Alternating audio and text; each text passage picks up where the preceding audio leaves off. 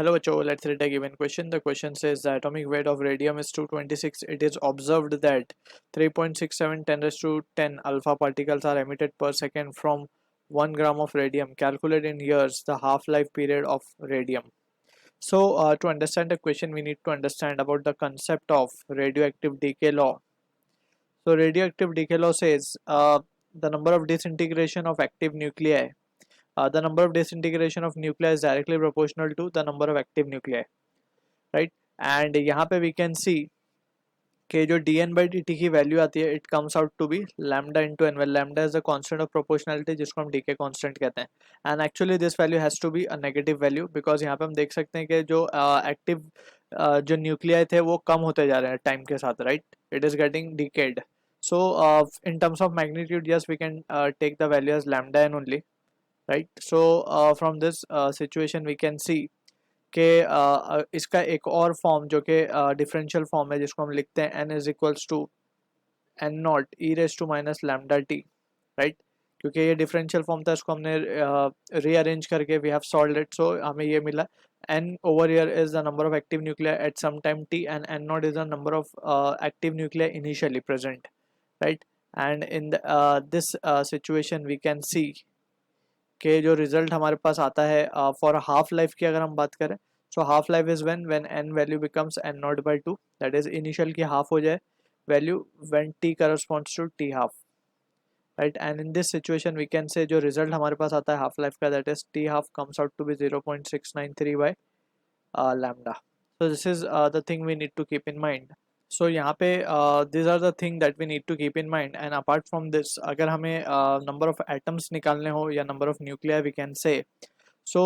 in that situation we must remember a conversion that is 1 mole corresponds to 6.023 10 raised to 23 atoms right so ये Avogadro's number है so accordingly अगर हमें number of moles पता है तो we can have the number of atoms calculate कर सकते हैं हम right so number of moles हम पहले calculate कर लेते हैं number of moles will be equals to number of moles के लिए क्या फॉर्मूला है weight upon molecular weight so weight हमें 1 ग्राम given है molecular weight is 226 into Avogadro's number that is 0.623 10 raised to 23 so ये रिजल्ट हमें मिलेगा that will 0.026 into 10 raised to 23 these are the number of moles sorry number of moles तो हमें मिल चुका है weight upon molecular weight so this is number of atoms basically या active nuclei हम कह सकते हैं नंबर ऑफ मोल्स का फॉर्मूला तो वेट अपॉन मॉलिक्यूलर वेट था हमको उससे मल्टीप्लाई कर रहे हैं एवोगैड्रोस नंबर से तो we will get number of atoms so ये हमें नंबर ऑफ एटम्स मिल गए अब इसके बाद हमें कैलकुलेट करना है we are interested in calculating the half life period so half life period के लिए हमें लैम्डा चाहिए होगा सो लैम्डा के लिए we have also given with us the value of D N by D T हमें गिवन है क्वेश्चन के अंदर अगर हम केयरफुली एनालाइज करें क्वेश्चन को so it is been given as 3.67 ये मैग्नीट्यूड हम ले रहे हैं इसका 3.67 10 raise to 10 negative sign just ये शो करता है कि it is decaying with time right so यहाँ पे ये वैल्यू हमें मिल गई डीके हो रही है अब इसके बाद we have with us the value of N we have with us the value of D N by D T so हमें लैम्डा मिल सकता है यहाँ से so we can say this value can be written as therefore lambda will be equals to dn by dt upon n यानी कि 3.67 10 raised to 10 divided by 0 point इसको थोड़ा सा कन्वर्ट ही कर लेते हैं हम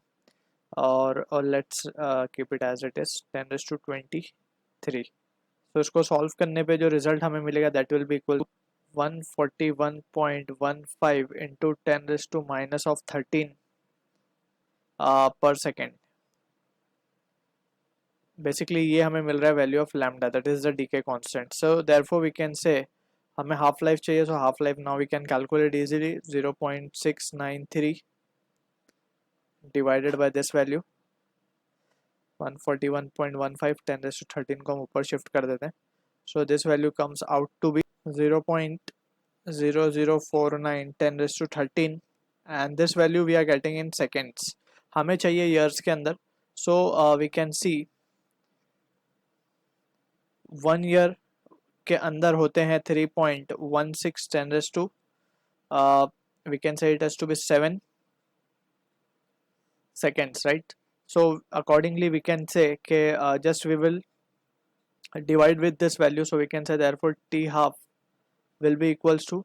0.0049 10 raised to 13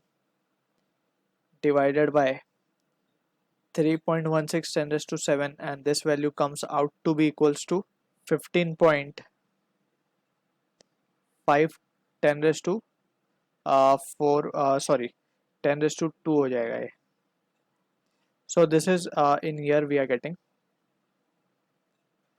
So this is the answer to the question. I hope you understood the solution. All the best.